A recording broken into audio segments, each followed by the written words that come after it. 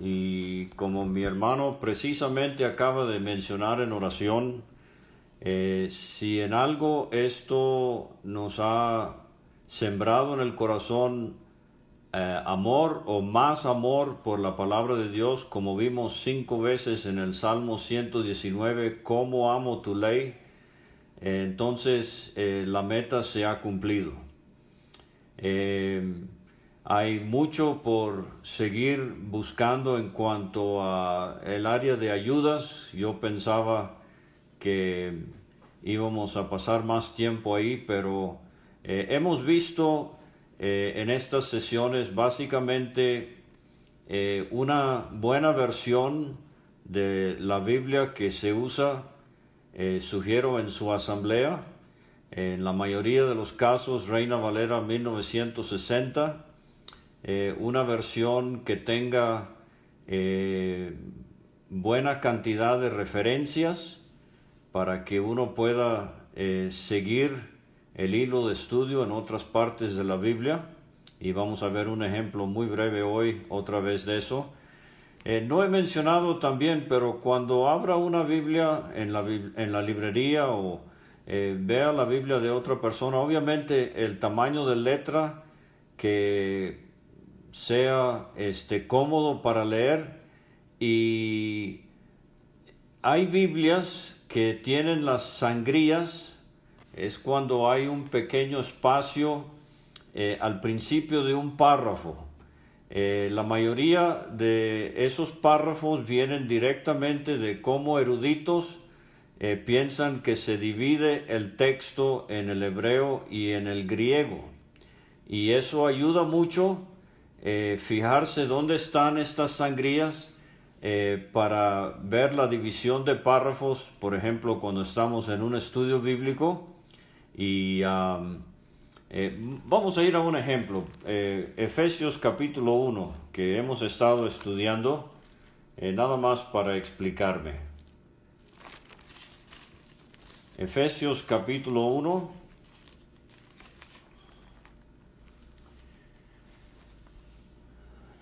Tenemos la introducción a la epístola, versículos 1 y 2 en el capítulo 1. Y en la versión de la Biblia que yo uso, y la compré específicamente por esto, el versículo 3 tiene una sangría. O sea que hay un espacio entre el margen izquierdo y donde empieza el texto. No sé si alguien más me pueda levantar la mano física para ver si en su Biblia es el mismo caso. ¿Quién tiene sangría en el versículo 3? El espacio del margen hacia la derecha. ¿Alguien? Yo no puedo ver a todos, pero... ¿Sí me sigue, hermano Sergio? ¿Tú no lo tienes? No, ok. Entonces, eso es algo que considerar. Por ejemplo,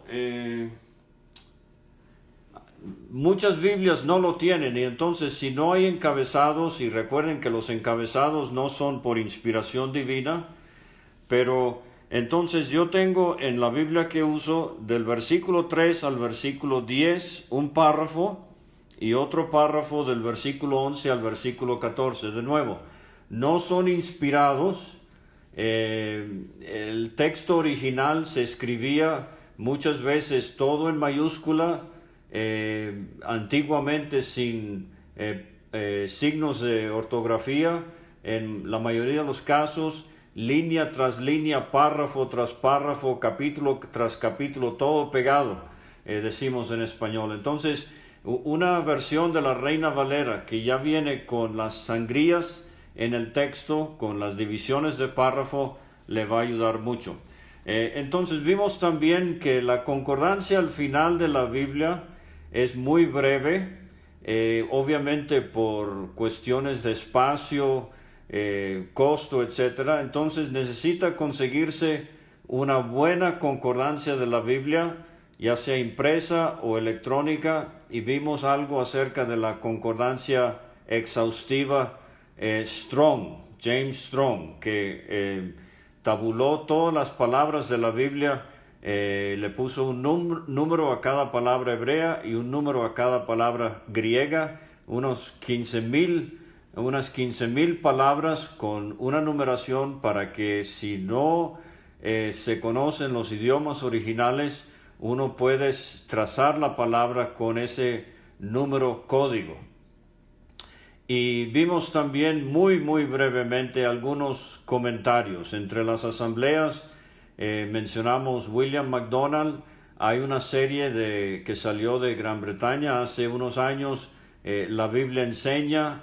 El hermano Eloy Aquino, si está presente precisamente en estos días, me mandó unos manuscritos de su traducción de Isaías, Jeremías y Lamentaciones. Tremenda obra. Ojalá pueda seguir haciéndolo.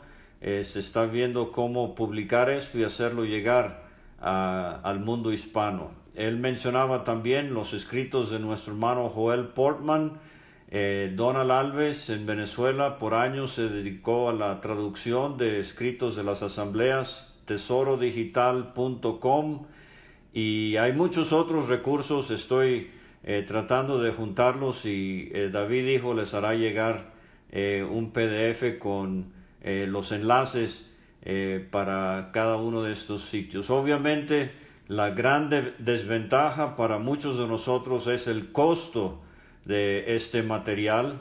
Entonces, mientras más podamos encontrar material de libre acceso, pues sería de más provecho y mejor ayuda. Entonces hoy lo que quiero hacer para terminar es ver brevemente algo de cómo aproximarnos a un capítulo de la Biblia. En este caso va a ser un salmo o dos, y vamos a ver algo acerca de un versículo. Muy sencillamente estoy tratando de llegar a la media de todos los que estamos aquí. Y al final estoy muy agradecido por un examen que ha preparado nuestro hermano Pedro Thompson. Nos ha hecho el favor de hacerlo disponible y son 10 preguntas de selección múltiple. Entonces, serias consecuencias para el que no conteste todas bien, no se crean. Pero es un repaso muy ligero de algo de lo que hemos visto. Y yo quiero animarle entonces a no solamente leer su Reina Valera, y yo he hecho mucho énfasis en lo de la lectura. Esto es como la gasolina para el carro. No podemos meditar, no podemos estudiar si no estamos leyendo nuestras Biblias. Entonces, los hábitos varían. Si usted es como el gallo del vecino y se levanta temprano, entonces puede leer temprano y se va a su trabajo, a su escuela, a su quehacer, meditando en lo que leyó antes de empezar el día. No sería el primero que llevaría en la bolsa tarjetitas con versículos para memorizar durante el día. Y entonces lee en la mañana, medita durante el día y busca en la noche quizás algunos minutos para estudiar cosas más a fondo, sacar su concordancia, sus estudios paralelos, comentarios a la Biblia, etc. Y ya ir estudiando más a fondo. Si es de las personas que se acuesta muy tarde, entonces al revés, lea en la noche, duérmase meditando en lo que ha leído, y va a ir viendo cosas. Bueno, quiero estudiar esta palabra más a fondo, mañana cuando tenga tiempo voy a trazar el contenido del capítulo, y hemos sugerido no solamente la lectura, lo visual, el audio, si tiene algún acceso a material donde pueda leer y escuchar la Biblia siendo leída a la misma vez. Y número 3, escriba capítulos y versículos, así se los va a aprender. Entonces, con esas 3 técnicas es mucho más posible que se le vaya grabando el contenido de la Biblia para que pueda meditarlo cuando no tiene la Biblia a su alcance, y entonces puede ir pensando en cosas que estudiar. Entonces hoy brevemente lo que voy a hacer es hablarles del Salmo 1 y el Salmo 2 conforme al tiempo, y luego un versículo y después el examen. Entonces vamos a ir por favor al Salmo 1.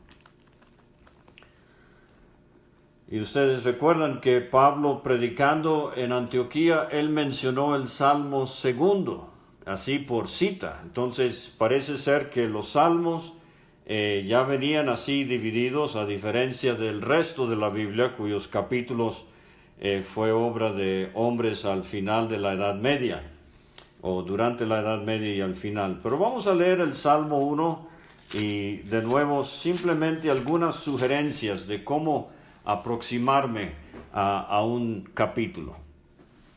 Entonces dice el Salmo 1, bienaventurado el varón que no anduvo en consejo de malos, ni estuvo en camino de pecadores, ni en silla de escarnecedores se ha sentado, sino que en la ley de Jehová está su delicia, y en su ley medita de día y de noche. Será como árbol plantado junto a corrientes de aguas, que da su fruto en su tiempo, su hoja no cae, y todo lo que hace prosperará. No así los malos, que son como el tamo que arrebata el viento.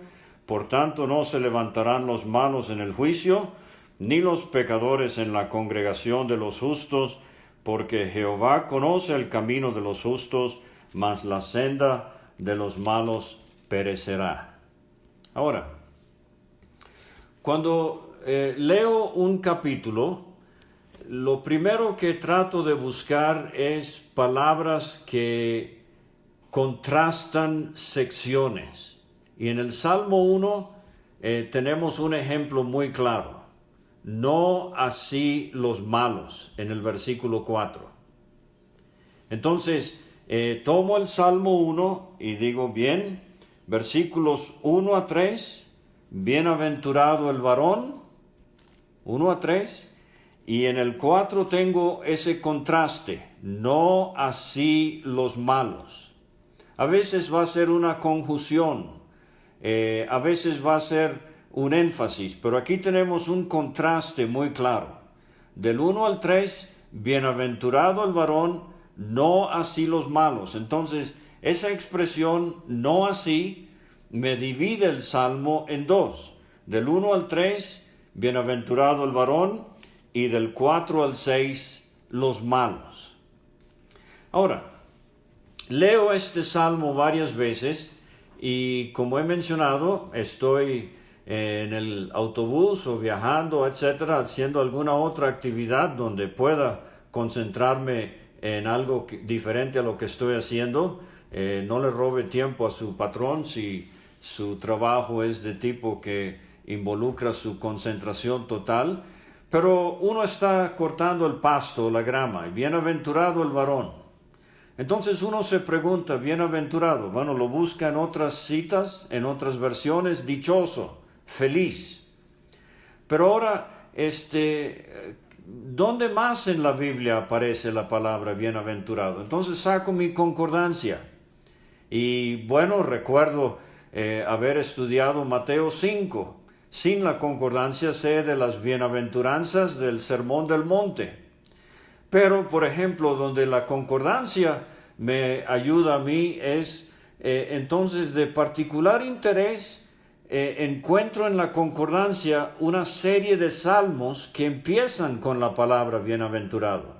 Salmo 1, Salmo 32, Salmo 119 que vimos, Salmo 128, y entonces de repente empiezo a armarme un mensaje, en el caso de mis hermanos que predican, pero empiezo a disfrutar salmos encabezados con esta palabra bienaventurado y busco en cada salmo cuál es el secreto de su felicidad, cuál es la dicha que tienen estos personajes en estos salmos. Entonces, esa es una manera de ir viendo el contenido de un capítulo.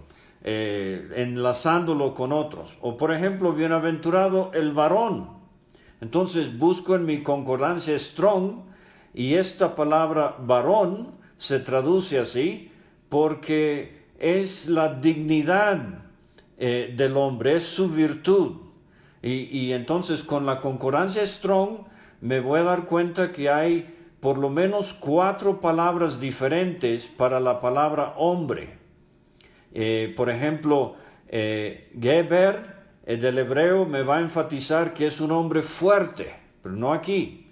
Enosh me va a enfatizar que es un hombre mortal, transitorio, efímero, pero no aquí. Bienaventurado el Ish, el varón.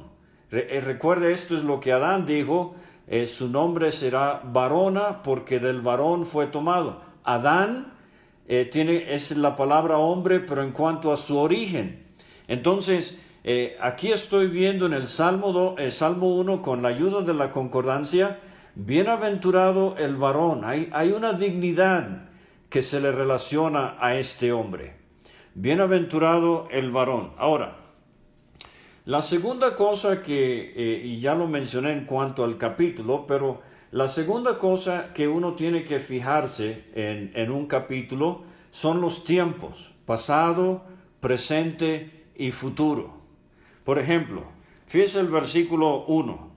Bienaventurado el varón que no anduvo, pasado, no anduvo en consejo de malos, ni estuvo en camino de pecadores, ni en silla de escarnecedores se ha sentado.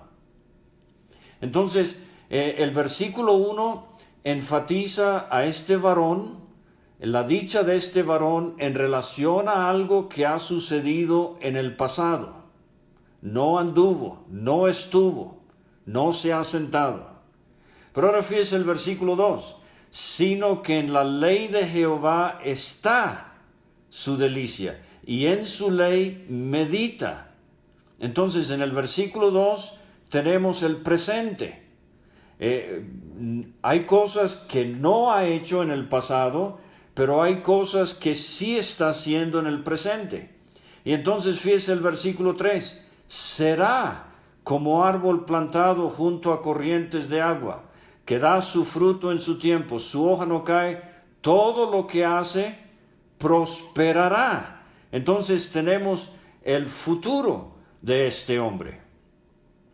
Ahora, la segunda cosa es no solamente ver los tiempos, pasado, presente y futuro, pero una cosa que hace la Biblia con cierta frecuencia es negar algo, o sea, ver el lado negativo y afirmar algo viéndolo del lado positivo. Y eso lo tenemos aquí en los primeros 3 versículos. Fíjese, bienaventurado el varón que no anduvo. O sea, lo estamos viendo negativamente. No anduvo en consejo de malos. Ni estuvo, otra negación, ni estuvo en camino de pecadores. Ni, tercera negación, en silla de escarnecedores se ha sentado. Sino que en la ley de Jehová está su delicia. Entonces, negativamente en el versículo 1, ahora positivamente en el versículo 2. En la ley de Jehová sí está su delicia, y en su ley sí medita de día y de noche. Entonces, negativamente el versículo 1, positivamente el versículo 2, será como árbol. ¿Cómo? Esta es otra área muy fértil en relación al estudio bíblico, las figuras. Y hay toda una lista de diferentes tipos de figuras literarias que uno puede conseguir. Será como árbol plantado junto a corrientes de agua. Entonces, versículo 1 lo vimos al hombre negativamente, lo que no hizo. En el versículo 2 lo vemos positivamente, lo que sí hizo. Y en el versículo 3 lo vemos figurativamente. Entonces, y voy a llegar más adelante quizás a lo de la aliteración y a técnicas para recordar el contenido de capítulos, y especialmente para los que hablan en público. Esto es muy importante, tener ciertas anclas de donde poder uno afianzarse para recordar el contenido. Bueno, entonces, la tercera cosa es, fíjese cómo a veces la Biblia nos da listas. Esta es otra cosa muy importante, observar listas y observar si hay una progresión en la lista o si hay un paralelo en otra parte de la Biblia. Por ejemplo, yo he hablado de esto ya, Mateo capítulo 4, venían de Galilea, dice, de Decápolis, de Judea, de Jerusalén, de Judea y de más allá del Jordán. Entonces, ahí tenemos una lista de lugares, pero el paralelo sería Galilea, Caná de Galilea, principio de milagros. Decápolis, las 10 ciudades, los 10 mandamientos. Jerusalén, el templo. Judea, el desierto. Más allá del Jordán, la conquista. Entonces ahí en esa lista tenemos, por ejemplo, al principio de Mateo, un pequeño Pentateuco. Galilea, Génesis, el principio. Decápolis, Éxodo, los 10 mandamientos. Jerusalén, Levítico, la adoración levítica, etc.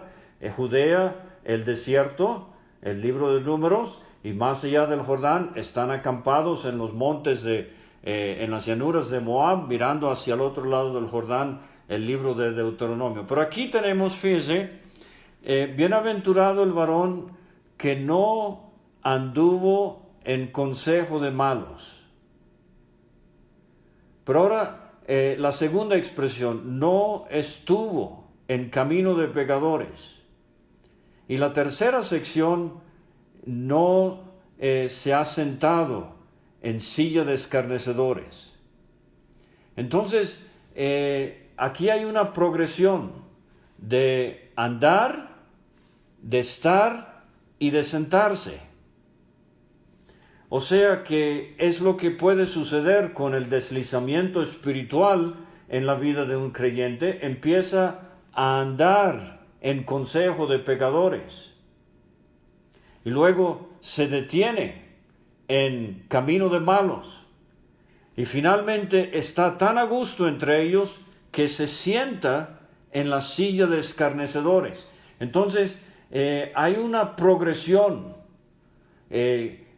Como vimos el otro día con Sansón, 5 veces de Sansón se dice que descendió. O vimos con Lot, fue poniendo sus tiendas hacia Sodoma. Entonces, aquí hay el peligro de poco a poco irse acostumbrando al mundo en que uno vive.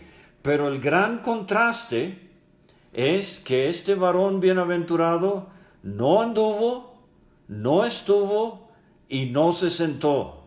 Entonces, ustedes saben que una mesa en la Biblia nos habla de comunión. Sentarse a la mesa es participar. Entonces, sentarse en la silla de escarnecedores es estar ahí a gusto entre ellos. O sea, ¿qué comunión tiene el creyente con el incrédulo? Ninguno, etc. Entonces, ahí tiene ya varias maneras de examinar el primer versículo de este salmo. Entonces vamos a ir con el segundo versículo. Sino que en la ley de Jehová está su delicia, o sea, su anhelo, y en su ley medita de día y de noche. Entonces no solamente hay algo profundo, su anhelo es estar con la ley de Jehová, esa es su delicia, pero se traduce esto en términos de continuidad de tiempo, día y noche. O sea, esto es algo en su vida que es ininterrumpido. Su amor por la ley, pues es como el matrimonio. Si amo a mi mujer, quiero estar con ella. Si amo mi Biblia, voy a querer estar con mi Biblia. Entonces, en su ley medita de día y de noche. Entonces fíjese cómo el versículo 2 nos habla de que obviamente al leer la palabra, el segundo paso entonces va a ser meditar en ella. Entonces, en el versículo 1, la relación de este hombre es vista en el plano horizontal, pero ahora en el versículo 2 estamos viendo su relación en el plano vertical, con su Dios. No hace esto, pero sí hace esto. Porque muchas veces es el problema, por ejemplo, del legalismo. El legalismo me dice, no, no, no, no, no, ¿sí? Pero no me da una alternativa.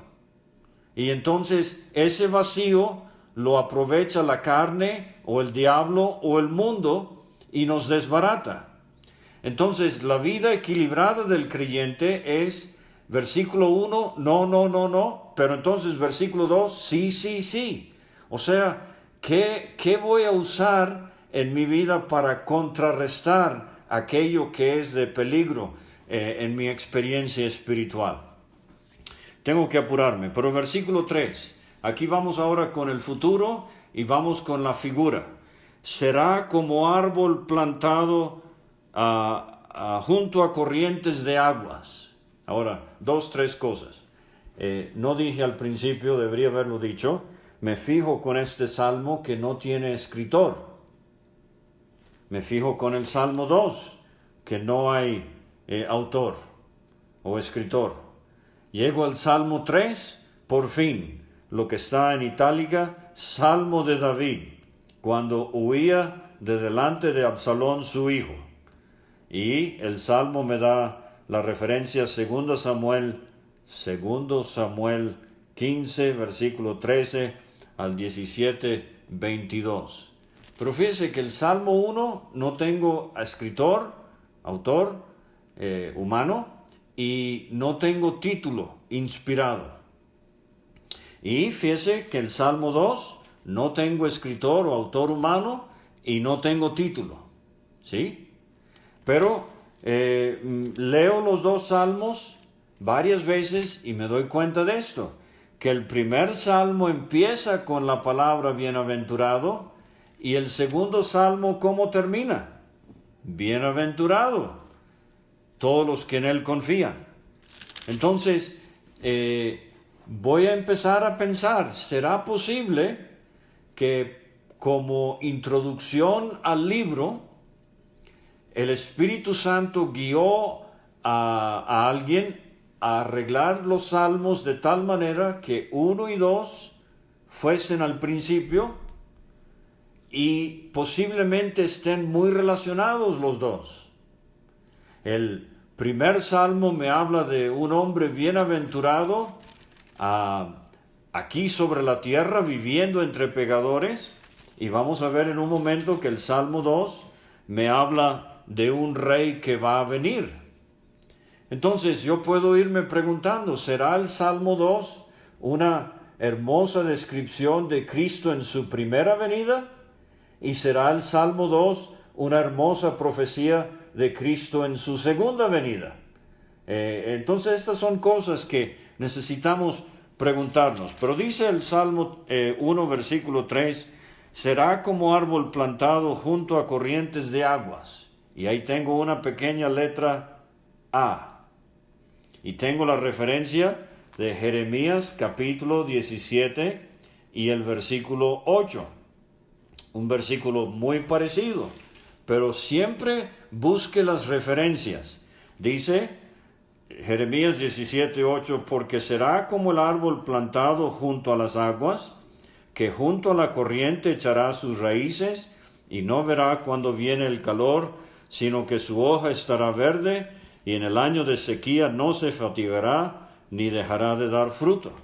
Entonces Jeremías 17:8 me añade algunas ideas, algunos conceptos en cuanto a este árbol.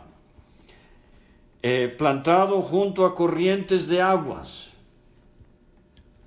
Agua quieta en la Biblia usualmente es una figura de la palabra de Dios.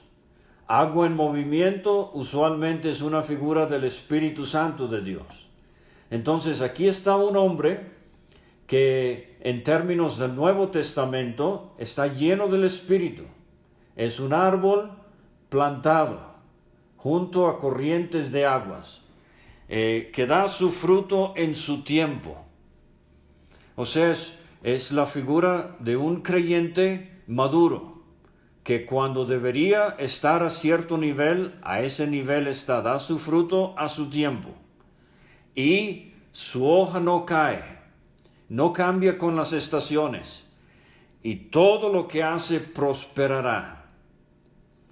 Y querido creyente, ya después de haber leído la Biblia 1, 2, 3 veces, inmediatamente el versículo 3 debería encender las intermitentes. José, varón, rama fructífera es José.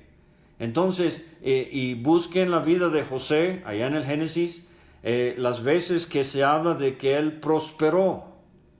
Entonces, a pesar de circunstancias muy adversas en su vida, José era como un árbol plantado junto a corrientes de aguas, y él prosperó y dio fruto para Dios.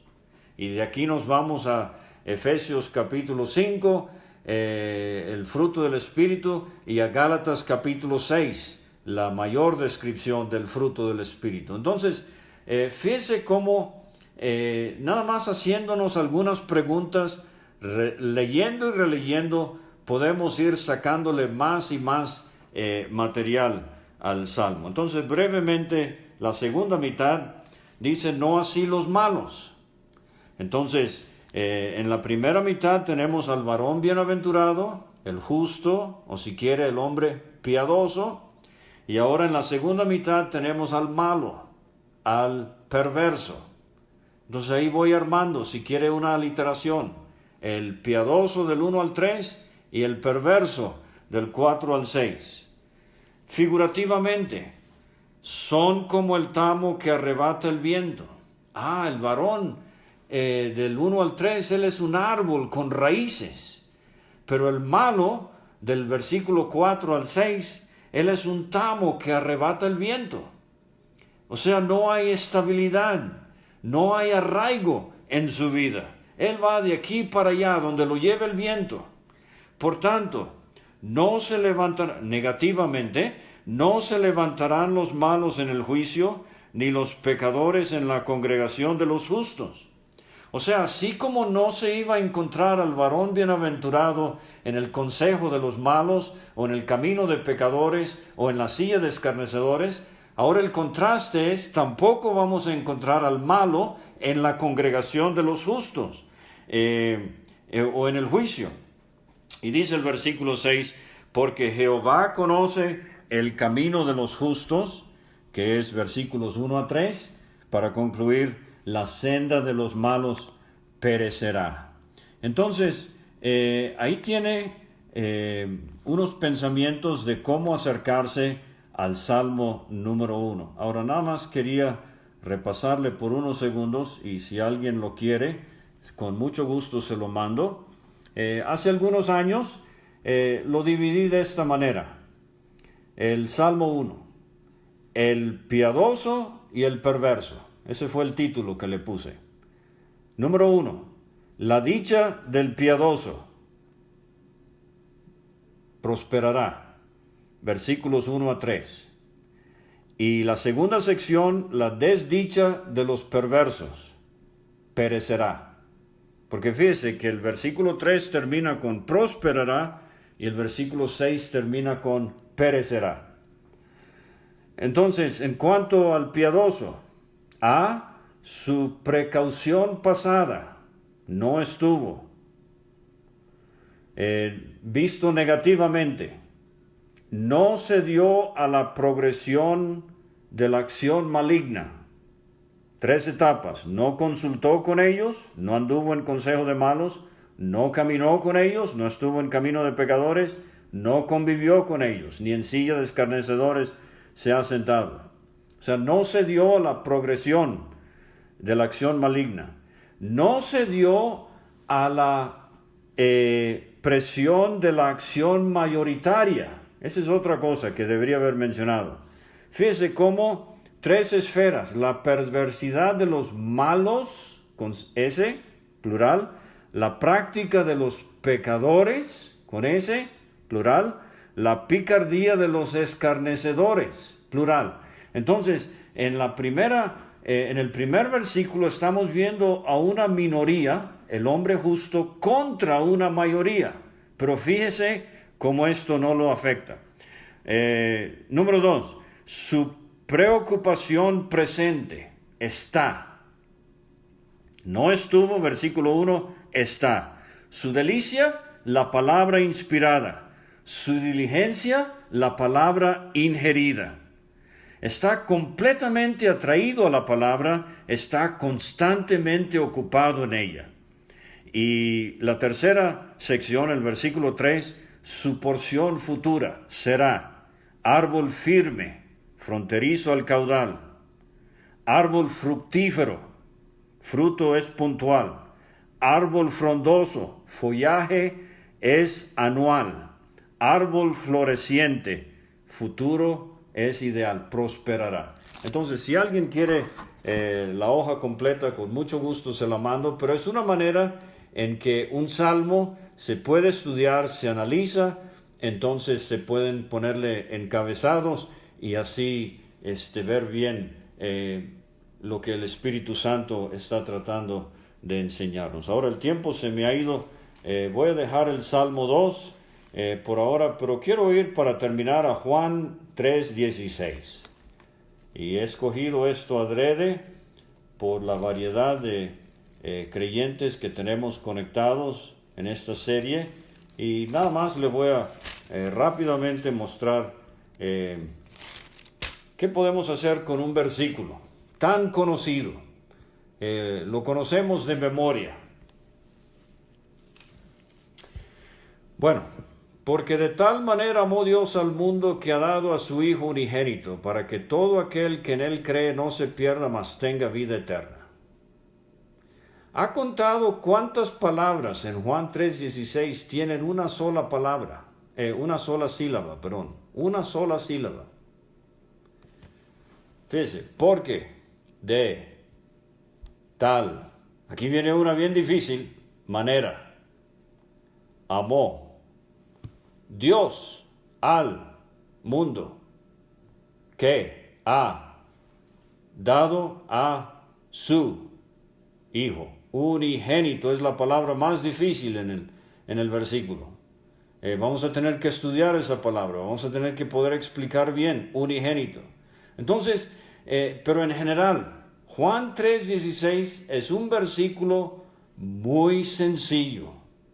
Esa es la maravilla del Evangelio. Para gente adulta, para niños. Juan 3:16. Entonces, muy sencillo en su vocabulario, excepto esa palabra unigénito, que si quiere expresarla o definirla como único o uno solo, etc. Pero entonces, por ejemplo, fíjese los nombres de Dios o de la divinidad en el versículo. ¿Por qué no dice de tal manera amó el Padre al mundo? ¿Por qué dice de tal manera amó Dios? Primera Juan 3:16, ese versículo es más difícil de predicar, porque en ese versículo ese amor se traduce en su servidor dando su vida por sus hermanos. Yo prefiero predicar Juan 3:16, que el Hijo dio su vida por nosotros. ¿Sí me entiende? Pero Dios, de tal manera amó Dios al mundo. O sea, no es la relación del Padre con su familia, es la relación del Creador con sus criaturas. De tal manera amó Dios al mundo, que ha dado a Cristo. ¿Por qué no dice que dio a Jesucristo? ¿Por qué el énfasis que ha dado a su Hijo? Y lo enfatiza unigénito. Y uno ilustra esto con...